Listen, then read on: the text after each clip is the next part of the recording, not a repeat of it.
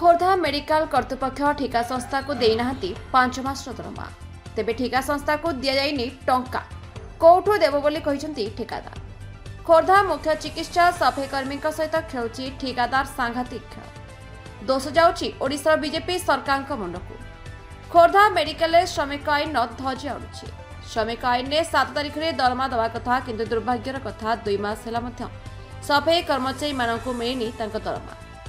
सरकार सफाई कर्मचारी को कोरोना समय कोरोना योद्धार आख्या दिया किंतु दुख एवं परितापर कथा कोरोना योद्धा एवं कांदुची खोर्धा मेडिकल परिसर किए पोछीदेव कोरोना योद्धा मान लुह। राज्य सरकार व्यस्त सुभद्रा योजन सुभद्रा कांदुची राजरास्ता किए पोछिब श्रमिक मानक आखिर ता देखा बाकी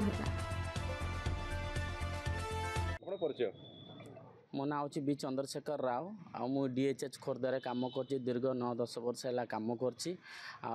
सफाई कर्मचारी आम सब कम कर तथापि आमको 6 मास है दरमा मिलिया 6 मास है हैरान कर दरमारे आई 2 मास है दरमा भी आसी ना किंतु बहुत दुखर कथा एत सब कम करके भी राति दिन 24 घंटा सब कोरोना टाइम आम एत सब सफाई कम करके भी आमर हक आमको मिलूनी आम दरमा आमको ठीक ठाक रे मिलूनी ताले आम पिला छुआ संसार आम परिवार केमती चलेबू। हाँ बड़ बड़ लोक को कहले आ काली दिया हम बुझा देखिया काली कहते बड़ बड़ लोक मैंने सब एमती कहे ताले आम सब कौन करवा आज्ञा। हाँ एमती भी आम नवेदन करुचु जो सरकार जो अच्छा मोहन सार अच्छा एवं जो निर्वाचन जीति भी आम नवेदन करुचु से टिके आम दुखटा शुणु से बिल्कुल शुणुना कि आम केते थर कहले भी बड़ बड़ लोक एम सब दरमा ए रेगुलर जे मैंने कर राति 31 तारिख राति दरमा पलि आमर 2 मास है आम दरमा आसुनी कि ना आम कौन कम करूनु आम दिन राति 24 घंटा ये आम कम करुँ आम कम चेक करूँ कम चेक करूँ आम तो ये हक कहूँ आम हक कहूँ आम केते कम करुँ सब जानी तथापि आमर परिश्रम को पैसा आमको दौना तो आम केमती चलू आज्ञा दयाकोरी मोहन सार माझी को नवेदन कर शुणु आमर दुख सब से टिके शुणु बोली बहुत आम दुखरे आम कहूँ एत सब आम लोक अच्छा आम दाबी ठीक समय दरमा आमर मिलू आम 2 मास है दरमा पाइबा नाऊ आम दरमा कर्मचारी काम कर आमर ये 50-60 जन कम कर समस्त ठीक ठाक ड्यूटी करुचु ईपीएफ किसी ठीक ठाक मिलूना कार 400 आउची कार 500 आउची कार हाँ बहुत थर आम डीएम सार को शुणुना बुझिया बुझिया वाले कहते तो आउ कौन लॉलीपॉप देखाए कि आज्ञा मीनाक्षी नायक आज्ञा ये कह मानवर मुख्यमंत्री की आम कौन आखि की दिशुनु आम दरमा एत बड़ दुनिया आजिकल जहाँ दुनिया रेट है टंका 10,000 11,000 आम संसार कुटुंब चलो जेहेतु कि सार आम यह चाहूँ जे आमको कहीं भी नजर टेक चाहूना केते कोरोना केते बातिया केते बनिया आम ये मेडिकल आम जीवन जान लगे मेडिकल को अनईचु हेले आम किसी भी सुविधा सरकार करूना आज आगे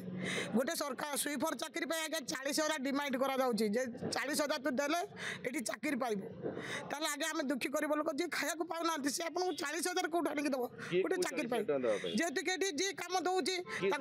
जब आसिले आमर जे जन कम जब कहूँ करने ये कम खंडे दि जाऊ सी कहते आज्ञा ना कहले जी आमर ये हेड अच्छा हाँ मेडिकल लोक कहते अभिराम टेंडर कहूँ आज्ञा कहूँ 40,000 टंका देले ये गोटे कर्मचारी चाकरी पाइब आज्ञा आम दुखी गरीब लोक टंका 10,000 मुंड नुह आम 40,000 कौटू आनिक देव आमको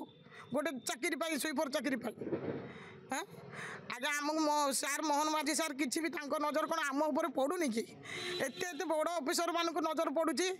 समस्त को नजर पड़ुची आम भाया लोक मैंने सार टी नजर पड़ूनी कि ना आम कष्ट दुख तो दिशुनी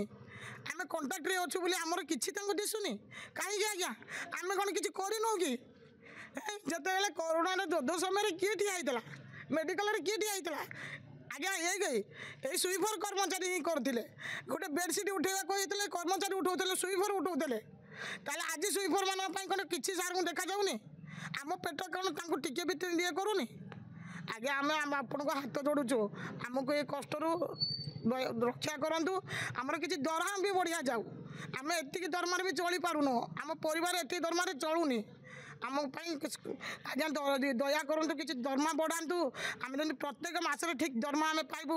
ଆମକୁ ଦୟା କରନ୍ତୁ ସାର୍, ଆମେ ଏତିକି କହିବାକୁ ଚାହୁଁଛୁ ସାର୍, ଦୟା କରନ୍ତୁ। ଆମେ ଗରିବ ଲୋକଙ୍କୁ ଅନାନ୍ତୁ ସାର୍, ଗରିବ ଲୋକଙ୍କୁ ଅନାନ୍ତୁ। ଆପଣ ପରିଚୟ?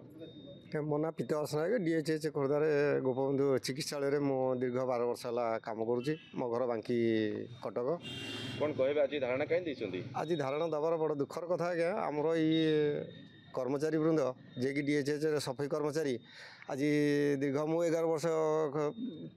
ବିଭିନ୍ନ ଏଜେନ୍ସିରୁ ବି କାମ କରିକି ଆସିଛି। ଲାଷ୍ଟରେ ଏଠି 2019 ଅଗଷ୍ଟ ମାସରୁ ଅଭିରାମ ଟେଣ୍ଡର ଆମର ଏଠି ଏଜେନ୍ସି ହିସାବରେ ରହି ସବୁ ପିଲାମାନଙ୍କୁ ତାଙ୍କ କ୍ୟାପଚରରେ ରଖିଲେ ଏବଂ ଠିକ୍ ସେ ଦରମାପତ୍ର ଦେବେ ବୋଲି ସବୁ ପ୍ରତିଶ୍ରୁତି ଦେଇଥିଲେ ଏବଂ ଠିକ୍ ଚାଲିଥିଲା। ଏଠି 6 ମାସ ହେଲା ଦୀର୍ଘ ଆମମାନଙ୍କୁ ବଡ଼ ହଇରାଣ କରୁଛନ୍ତି, ଯାହାଦ୍ୱାରା କି ଆମେ ଠିକ୍ ସମୟରେ ଦରମାପତ୍ର ପାଇପାରୁନୁ, ଯାହାଦ୍ୱାରା କି ଆମେ ଖୁବ୍ ତଳେ ସଫେଇଚାରୀ କର୍ମଚାରୀ ହେଲେ ମଧ୍ୟ ଆମର ଆଜ୍ଞା ଯେଉଁ ପାରିଶ୍ରମିକ ତା ବି ଠିକ୍ ସେ ଆମେ ପାଇପାରୁନୁ। ଆମର ହକ୍ ଦାବିର ପରିଶ୍ରମର ମୂଲ୍ୟ ସେମାନେ ଦେଇପାରୁନାହାନ୍ତି, ନା କେହି କାହାକୁ ଦେଇପାରିବେ ନାହିଁ। ପରିଶ୍ରମର ମୂଲ୍ୟ କେହି କାହାକୁ ଦେଇନାହାନ୍ତି। ଯଦି ବା ଆମେ ଅଳ୍ପ ବହୁତ କିଛି ପାଉଛୁ ଆମ ପେଟ ପାଳନ ବା ଆମ ପରିବାର ପୋଷିବା ପାଇଁ, ତେଣୁ ସେଗୁଡ଼ାକୁ ବି ଆମେ ଠିକ୍ ସମୟରେ ପାଇପାରୁନୁ, ଯାହାଦ୍ୱାରା କି ଏଇ 6 ମାସ ହେଲା ଦୀର୍ଘ ଆମେ ଏଇ ଅସୁବିଧାର ସମ୍ମୁଖୀନ ହେବାରୁ ଆଜି ବହୁତ ଥର 3-4 ମାସ ହେଲା ADMକୁ ଆମେ ଇଏ କରୁ, 10 ତାରିଖ ଉପରେ ହେଇଗଲେ ଆମେ ସାର୍ଙ୍କୁ ଯାଇ ଅଭିଯୋଗ କରୁ ଆମ ଦରମାପତ୍ର ପାଇଲୁନୁ, ଆମେ କେମିତି ଚଳିବୁ, କ'ଣ କେମିତି ଆସିବୁ। ଏ ବିଷୟରେ ADM ବି ଆମର ମେଡ଼ିକାଲର ଜଣେ ମୁଖ୍ୟ ଅଧିକାରୀ ହିସାବରେ ସିଏ ଏଜେନ୍ସିଙ୍କ ସାଥିରେ କଥାବାର୍ତ୍ତା କରି 20-25 ଭିତରେ ଦରମା ବି କରାନ୍ତି। ଯାହା ହଉ ତାଙ୍କ କଥା ମାନେ ଆମ ପିଲାମାନେ ସବୁ କାମ କରୁ। ଆଜି ଯେଉଁ ଧାରଣାରେ ବସିଛନ୍ତି କେତେ ମାସ ଦରମା ବାକି ଅଛି? ବର୍ତ୍ତମାନ ଆମକୁ 2 ମାସ ପୂରଣ ହେବାକୁ ଯାଉଛି, କିନ୍ତୁ ତା ଭିତରେ ଆମର ଭଲ ମନ୍ଦରେ ଆମେ ପଇସା ପତ୍ର ପାଇପାରିଲୁ, ଯାହାଦ୍ୱାରା କି ଆମ ପରିବାରରେ ବହୁତ ବିଶୃଙ୍ଖଳିତ। ଆମ ପିଲାମାନଙ୍କୁ ବି ସାର୍ 5 ପଇସା ଦେଇପାରିଲେନି, ବଡ଼ ଦୁଃଖର କଥା। ଆଜି ଗୋଟେ ପିଲା ମୋର ଏଇ ହୋଲି ଖେଳିବ ବୋଲି ପିଲାମାନଙ୍କ ସାଥିରେ କେତେ ସାଙ୍ଗସାଥି, କିନ୍ତୁ ମୋତେ 50ଟା ଟଙ୍କା ମାଗିଲା, ମୁଁ ଦେଇପାରିଲିନି, ବଡ଼ ଦୁଃଖର କଥା ଏଇ ଆଜ୍ଞା। ଆଉ ଏଇ ଗୁହରୁ ଦାବି ରହିଲା ଏତିକି ଯେ ଆମେ ଯଦି ବା ଯେତିକି ପଇସା ପାଉଛୁ ନା କାହିଁକି, ସେଇଟାକୁ ଆମକୁ ଠିକ୍ ସମୟରେ ଆଉ ଠିକ୍ ଭାବରେ ଯଦି ପେମେଣ୍ଟ ଦିଆଯାଏ ତାହେଲେ ଆମେ ଖୁସି ହୁଅନ୍ତୁ।